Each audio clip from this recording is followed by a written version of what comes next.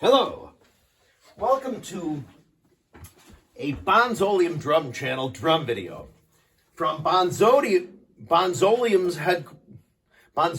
headquarters west, Bonzoleum Studios west. So this is like what, studios used to have like SARS East and SARS West. I'm pretty sure SARS West was the old island recording studio where Stairway to Heaven was tracked. At least the organ, drums, and some of the acoustics. Maybe a guide vocal where Robert Plant says thoughts. In my thoughts I have seen. That's a true fact. All right, so here we are, down here in Bonzoleum Studios West. BSW, the good old original home of the Bonzoleum drum channel. 15 years it's been. See this? Check this out. Since we're just sitting here, this little green thing, which looks like somebody in high school might be like, Dad, that's my film. And they're like, it's actually filled with green reefer. It's actually filled with the best parts that I have, that I know that I will need. So, like, you know what I mean? Like the Ludwig, these go on the, what do they call them? The PA 1216, the original classics. If you can't see, hang on. This is it's a Hex Nut. Now, I remember these things being in this style all over the place when I was a kid. On bicycles, they would hold on the back, and that's why it was like extra stuff there, so you could stand on there in your gym shoes.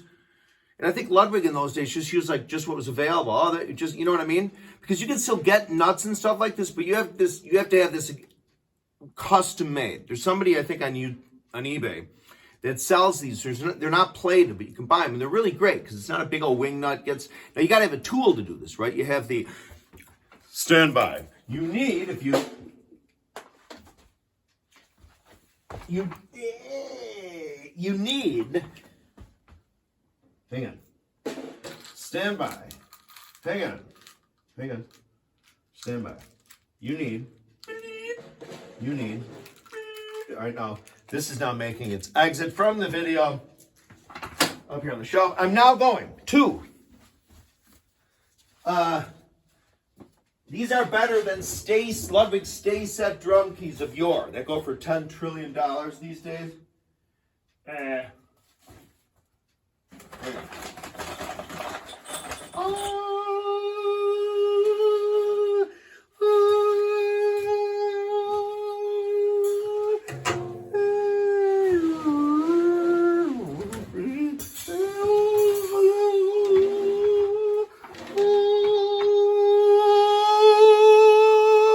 Here we are. So what we have here is a CNC Co. 3-4 or 4-way drum key. Now, before everyone says, wow, CNC, yeah, it's not the Carrington. My main men, the Carringtons, those guys, Dave and Doug. And they were with Bill Cardwell. They had a drum company many years ago. And that's CNC. But this is a different CNC. And I think this is from the 50s. I got this from a drummer named Bill Rotella. And Bill used to sell these 2 at a time on eBay. If you remember, from like $850. It might be a buy. I don't know. It wasn't a buy now. It was always like $850 for a pair of these. And sometimes people would buy them. A lot of people who kind of knew what they were would wait to the last minute and snatch them up for the basic price. Sometimes they get up to 15 or 20 or whatever.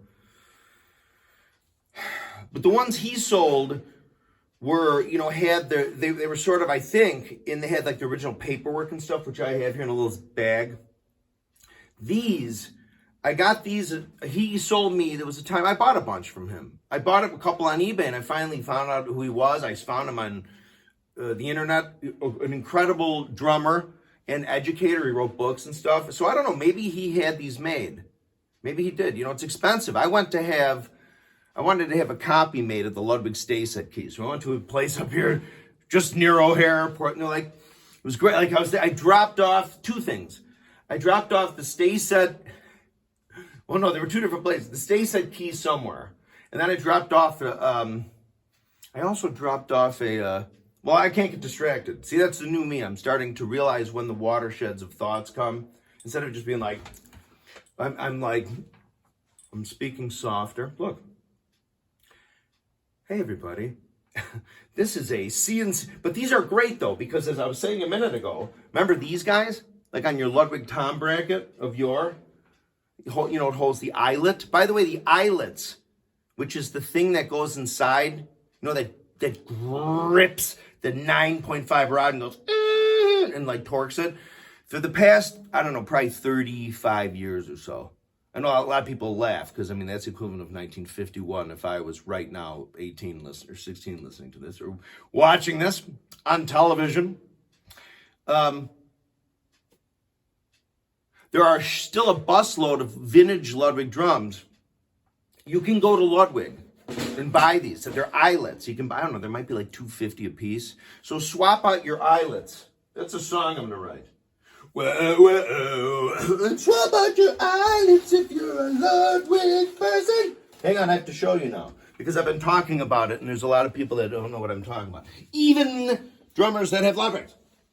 All right, so I need a tom-tom that has an original Ludwig. Oh, here. Like this. Like this. This. Like. All right, check this out. Here we have a state-of-the-art, brand new, well, the past couple of years. Ludwig PA 1216. Observe. See how they've come, I don't know, since probably 1982 or whatever, with these, a facsimile of these. Sometimes they say Ludwig on them, sometimes they don't. And this is cool. You know, you can grab these. But the stay set won't quite. I always thought about maybe taking these, if I had the time, take a grinder, make it so the stay set. The thing is what these do. See that slit in there? All right. See the whole thing? See the hole? That is a hole. See the slit? That is a slit. Not trying to be a goofy monster. There's literally a hole where the nut goes. Yes, there's a hole where the nut goes. So it goes in. See how this, hello. All right, here we are on live television. Geraldo Bonzoleum discovering that it's not working. So it is. You will go. You know what? You will go in. All right, well, since now I'm thoroughly humiliated, I'm going to take one of my 700,000 other versions of this key. This one is chrome plated. Apparently the original ones were chrome plated. I found this on the Reverb. Now observe. I don't even have to look.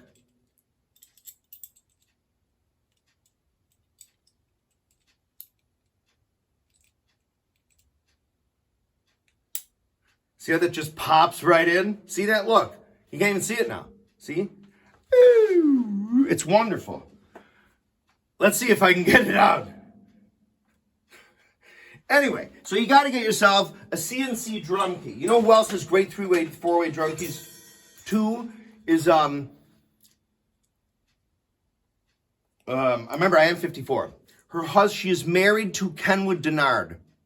Well, I don't know if you know who Kenwood Denard is. But listen to some brand X. Yes, the same brand X that Phil Collins played on a lot of. I think Mike Clark did some brand X, of course. That guy's a monster on the kit. Watch that video where he's sitting there playing with that bass player. And Clark is doing, they're more or less, you get, I mean, like rudiments and stuff, you know, like he's, you know, just in time to make it funky and stuff. But the way that every note is played, everything isn't linear, like, I don't know. It's pretty damn neat. It's like, I can't even do it. It's so smooth and papery. And his left hand is, I think he's playing, I don't know which way he's playing, but the snare's here. And the stick doesn't like go any higher than like a half an inch. Like frickin' Stubblefield. Yes, but Bernard Purdy. God, man, I'd love to have an interview with Bernard Purdy. I'll bet about halfway through the interview, we probably wouldn't even get halfway through, he'd probably just look at me and just be like, you talk too much. What the hell is the matter with you? Maybe not. I'm still traumatized from an experience. A few years ago, this is a true Bonzoleum story, encased in this video. We were at Portillos, and the Portillos on Roosevelt and Displays. So I'm laughing now because I'm uncomfortable. I'm very grateful nothing very bad happened. But there was a fellow there kind of in an odd way reminding me of Bernard Purdy. I didn't know when I was eating. I'd gotten a beef and 2 hot dogs. My wife had gotten her veggie dog. I think Mimi had gotten her regular beef. We had cheese fries maybe. It was a nice Tuesday, whatever it was. So we're in there, and so I had gotten a big beef, and in those days, well, this might have been a whole year ago when I was eating maybe 2 hot dogs and a big beef from Portillos. All right, so what happened was probably it was 2 hot dogs and then the big beef. I ate the whole big beef and then the hot dog, and there was 1 left. And I probably, you know how it is. Sometimes you're like, I could kill half of this. I could eat the pickle, kill half, maybe take out the dog and just the rest of the bun with the relish. It's tasty, and the mustard. I'm like, no, I'm looking around. I see like a bunch of those old ladies and stuff. And I certainly want to go up to like a lady and be like, hi, would you like a hot dog? So as I see behind me, there's 2 dudes. Got his back to me, and then a younger fellow. It looks like maybe it's his grandson. So I stand right up in my classic progressive car commercial, auto, stupid, generate, post, late, baby boom influenced, early Gen X, friendly, healthy Halperton way, and I walk right up and I look at both of them. I said, would either of you guys like this hot dog? My wife and I was about to say, I was going to give them some context. Like, my wife and my daughter are here. I'm a pig. I was going to say, I don't, but I said, would either of you guys like a hot dog? And I got to that point, and the guy looks at me, and he looks very Bernard Purdie-ish. It's so funny. It's true. And he looks up at me, and in a very loud voice, without his expression really, well, yeah, his expression did change, but he really didn't, it was out of a movie. So I'm here, right? And he goes, do I look like I want a hot dog from you? Just like that, and I'm like, and he's right, of course, yeah, here, buddy, I just had this hot dog. Does it smell like chloroform? I don't know. And I look across from him, and I think it's his grandson. I knew I was in trouble, actually, because it was kind of like, I sort of stood there, and I'm like, would either of you guys like it? And the dude on the left, the younger kid, they might have just come from church or something. I swear to God, he's kind of talking to his grandpa like this, and he goes, I've seen that reaction before. So then I looked at the fella on the right, like, do I swear to God, I'm thinking to myself, I'm like, oh my God. So at the next booth is my wife and daughter, who are quickly getting up because they're street smart. And, I was like, Art the Star K, Art the Star K. You know what I mean? Anyway, so I said, I'm terribly, terribly, terribly sad. And he started to get a little more mad, so I just got the hell out of there. So I kept the goddamn hot dog, and I brought it home, and I ate it, I suppose. Anyway, true Bonzoleum story. Yeah, so anyway, back to this. So these 1216s, there are bus loads of these. You recognize these Bonham Ludwig players and collectors. You can buy the inserts. I'll show you what they look like. This is I have so much shite here at my house. All right, see, this is a long video. See, this is in real time. You don't need no stinking editing. Although it would be nice if there was a little forethought, so it wouldn't take me 10,000 years. All right, hang on, seriously, give me a minute. Give me a minute. I will show you an insert. It looks like an eyelet. It's an eyelet that you see. People actually use those to install grommets on drums. They can be used that way too. I've actually done that myself twice. Not on anything I have here, though, but I need to put a badge on a marching drum or something. It was a keystone, or it was a blah, blah, blah, and I wanted to make it a blah, blah, blah, blah. All right, where are they? Anyway, the eyelets that are found inside those. Don't forget, of course, about if Steve Maxwell, if you ever make the rails again, I highly recommend making them modular in the sense that, like the old...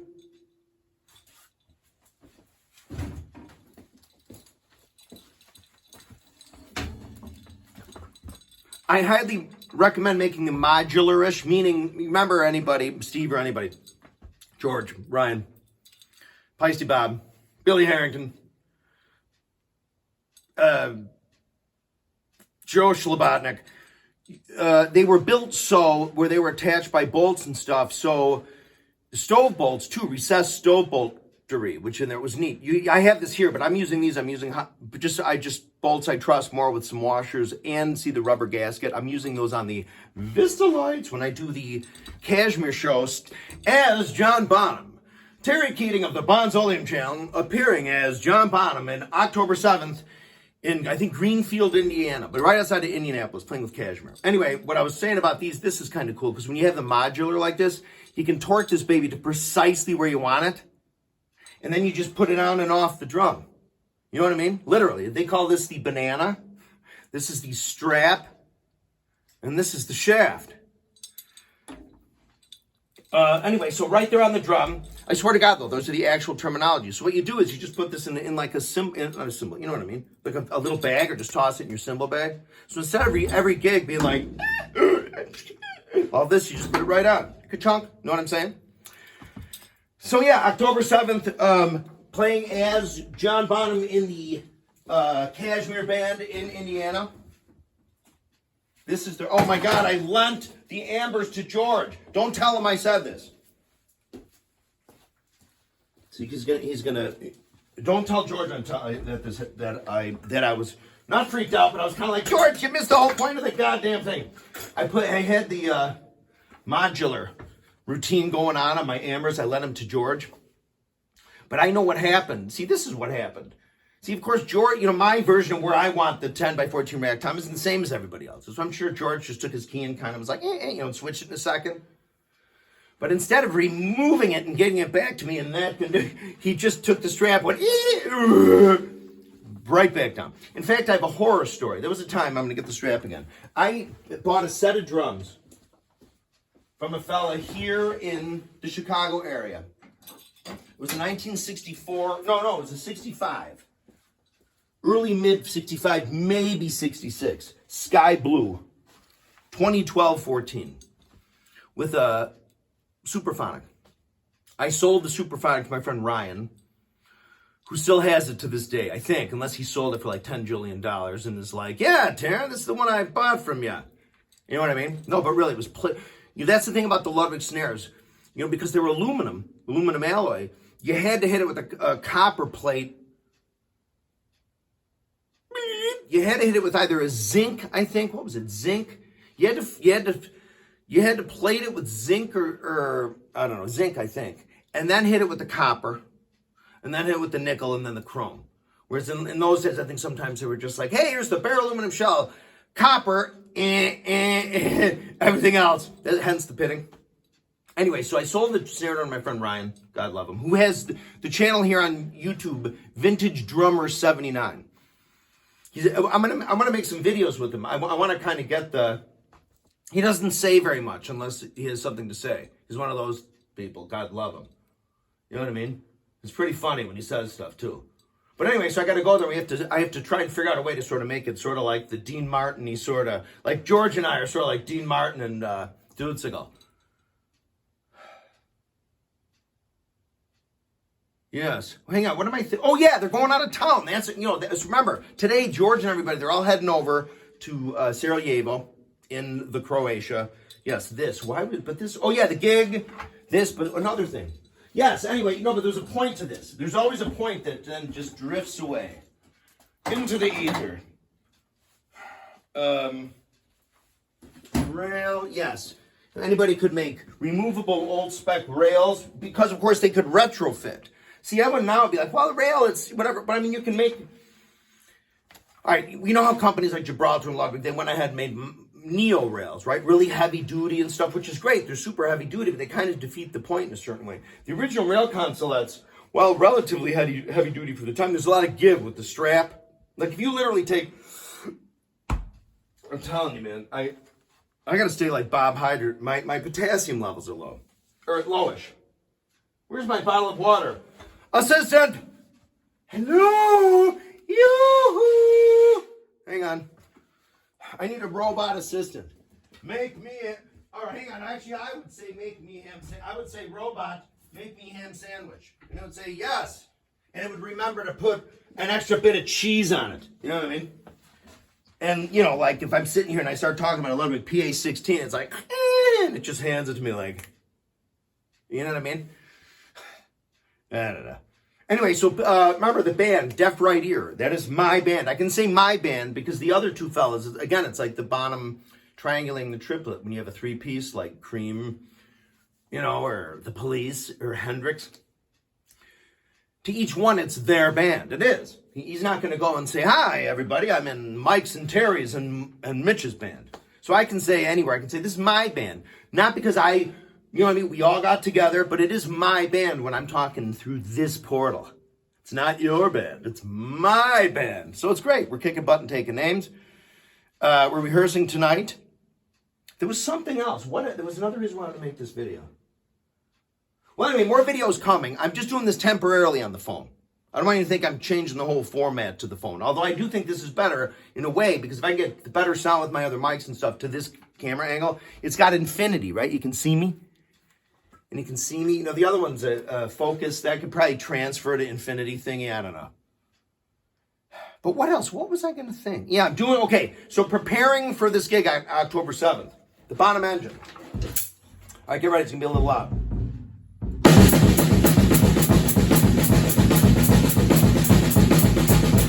What I do for a while... What I do is I won't necessarily... I just have to... I'm just kind of like... Hang on a second here. I'm going to go like this because these are my Keith Moon Vic First. They're very top light, which I'm not used to now.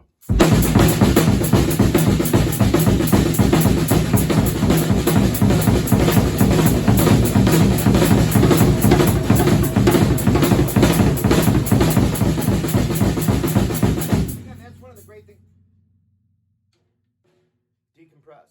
Delimiter. That's one of the great things about the Bonham engine. You can play straight. Like I was just doing. From my right hand. Decompress. Delimiter. My right hand's hitting at the same time as the left foot. My left here is same as the right foot. Okay? It's good practice, go. Try to get one of them caught sleeping. Like, you know what I mean? So you gotta be like, right? Because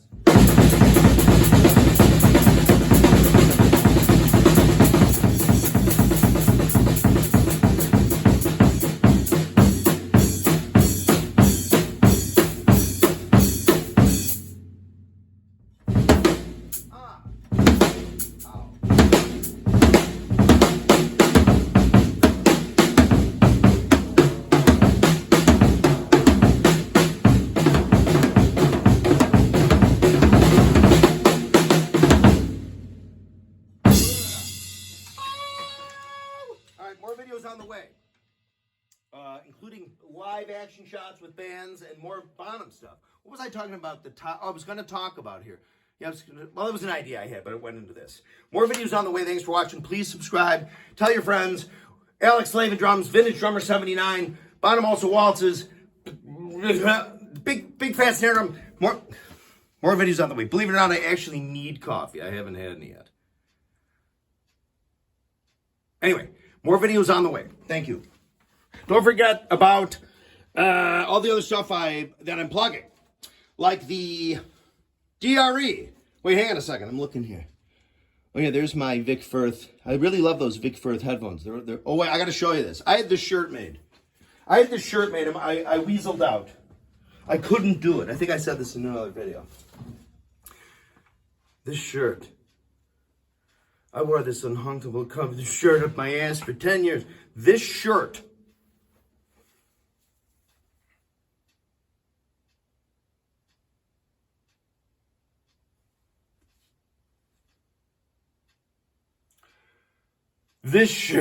I made this, I happened to make it a while back. Because I remember Mick Jagger and Keith Richards back in the day when the Glimmer twins were having a battle.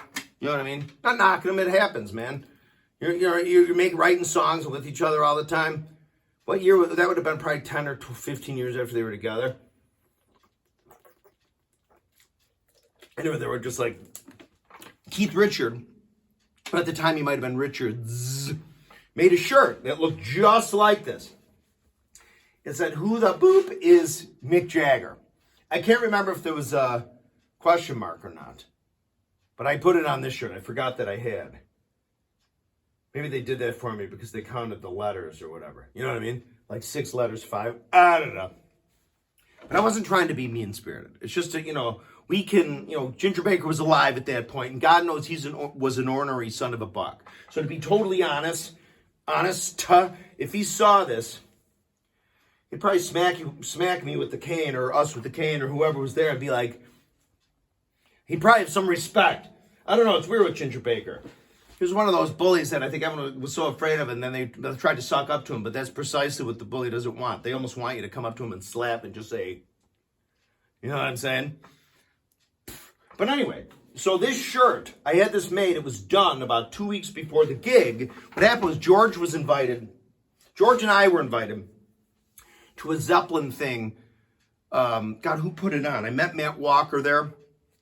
Of course, the drummer for Led Zeppelin 2, very nice guy, Greg. Incredible drummer. This guy writes books too. You know what I mean? These guys are like world-class musicians, man. So it shows the respect that Zeppelin music and Bonham's way of playing should be taken. You know what I'm saying? So, what was I going to say that was important? So the concert anyway. So I was going to walk out on stage at the Metro. The same Metro where Nirvana and everybody played. And if the Metro was open in 1965, Hendrix and Zeppelin and everybody would have played there. And I was going to wear the shirt and walk up to the microphone. And I was going to say, hey, everybody, like I did. I walked out, I was like, I think I said something like, let's get ready to rumble or something like that. And then I proceeded to go and hack to death Immigrant Song.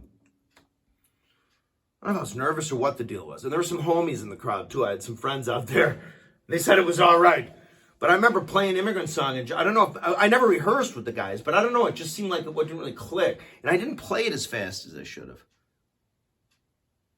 Huh. In any case, though, but yeah, that was cool. We got invited to that. I was going to wear the shirt, and I didn't. You know why? It just would have been tacky. But my point is, it's just that old saying, that Ginger Baker always said, bottom and milk, I swear I said a shit. Translation, Bonham and Moon could not swing a sack of shit. Untrue. Now, here's the thing. In all fairness, Keith Moon, at the end of his life, supposedly was having a hard time playing on Music Must Change. And that could be true. It doesn't really swing, though. I mean, it's in 6. Keith Moon is swinging the shit out of My Generation. The studio recording. My Generation.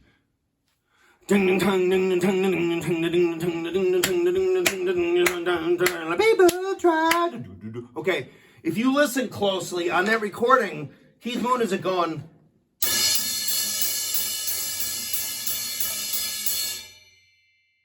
Limiter, delimit, decompress. He's going... He's it's decompress. It alternates between sort of a straight. So it's kind of like, but mostly straight. Okay. To be honest, and I thought to myself, I'm like, wait a minute. There was a time when I was like, every clip I've ever seen Keith Moon play My Generation, even in those days, he's just smacking quarters on the ride, And I'm like, I'll bet when I talk to my friend, who I'll remain unnamed here because I don't want to, if I get beaten up in the alleys of Tuffy Town, I'd rather spare him. We're like, well, maybe it was Mitch Mitchell. He was a studio guy at the time.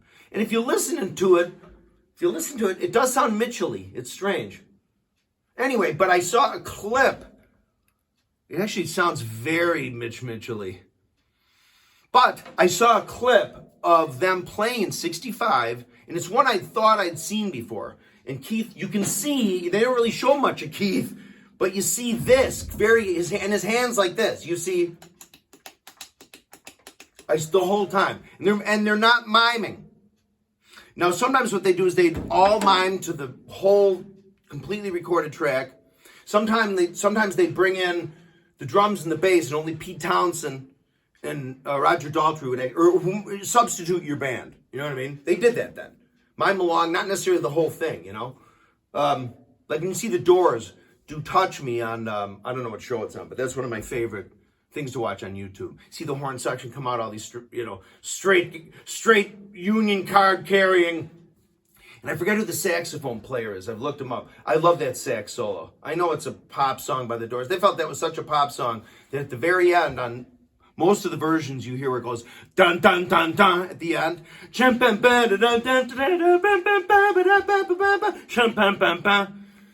I don't know if it's, I think it's probably Ray Manzarick's voice. You hear stronger than dirt. You do. Listen, not on every recording. There's some where it's not there. But I think there was an ad campaign by Time. I'm kind of tired. Ad campaign by Time, blah, blah, blah. And they're like, oh, we're selling out. It's commercial, blah, blah, blah. Stronger than dirt, blah, blah, blah. So anyway, here we are in the basement. Yeah, Bonzoleum Studio West. More videos on the way. But there was some ultimate point to this. Yes, I'm preparing for this upland show. Yes, PFOC's cruising. Yes, DRE, Deaf Right Ear, we're kicking butt and taking names. What was it, though? There was something. Oh! Now, so I'm going to play this gig on October 7th. I realized that I don't have my 24s. I sold all my 24-inch cymbals. So I do have a 22-inch Pisces Black Label 2002 Ride that I will use on the kit. So if you happen to come and see me play in Indiana on October 7th, I will show you the cymbal, okay? This is a Pisces 2002. Yes. And of course, you should always double check to make sure it's not. Some of the reissues that they made over the years actually have the embossed stamp here. But you can tell that they're reissues by there's an inking on the underside here that'll say Swiss made in perfect modern stenciling. Okay, so here's the Pisces stamp. It's got some nipple hammering. That's a long story. I don't mean to sound perverse, but it's kind of like in the middle of the big hammering thing, there's sort of like another sort of nipple looking, like a little mark. All right? So yeah, this is from 1976. So by 1976, this Ride model, I can still barely see is 2875 grams, which is about where they are now and sort of have been in the 22-inch model. 2950. So remember, a 22-inch Ride is generally, a 22-inch 2002 Ride is the same weight, gram-wise, as a 24-inch reissued Giant Beat and Alex Van Halen 24. I don't like that logo he's giving the finger. I don't know. I'm not. Don't get me wrong. It's all right. You know what I mean? You know what I mean? They should. I don't know. What could they have used? Hot for Teacher. You know what I mean? They could have had like a really nice shot from the thing where they're getting in the car or something, and maybe there's the teacher actress. With like the library glasses on with their hair blown at the same time, like, you know what I mean? Anyway, but this is what I'm going to play. Check this out. Watch. Oh, now remember, even on, this is how I hurt my back, right? I'm telling you. I would hold the cymbal right now, I bend over it, and you don't really feel pain. You just feel, and then like in a day, suddenly like, whoop. All right, here we go. Ready? Oh, yeah.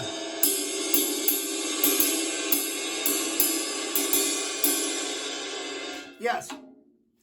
Microphone decompressed, delimiter, blah, blah, blah. This will work perfectly. My favorite B8 22-inch Ride cymbal is a 2002, a 2900 gram 2002 Ride. And I will say, I do remember in the early days of getting Modern Drummer, when Alex Van Halen was asked about the Ride that he loved, or on his maybe not that specific, but in the diagram they had at the time, his Ride cymbal at the time was a 2002 22-inch Ride. I know they do have the 24-inch Alex Van Halen. I'm sure he probably played the model. It's thinner. Again, so I'm going to say this in Pisceville. So if you get a Pisces 24-inch 2002, 24 we're talking, 24-inch 2002 Ride model is about 3,900 grams. Honest to God. So that's a 24 Ride. A 24-inch Giant Beat, even the original spec, are about 1,000 grams lighter, which then goes for the Alex Van Halen. In fact, I think the Alex Van Halen and the 24-inch reissue multi-function with the K are, I think, more or less the same cymbal. Meaning that essentially I think everything's the same except the lathing on it. You have a giant beat lathing, and you have the 2002 lathing. So that's it. That's ultimate. That's this. So this is the cymbal I'm going to play at the gig. All right. So anyway, many more videos coming up before this gig, which is coming up in like 3 weeks. I just want to make sure I'm prepared. Yeah, I'm excited about it. So it should be cool. So if anybody's in and around Indianapolis, we're going to be like, you know what I'm saying?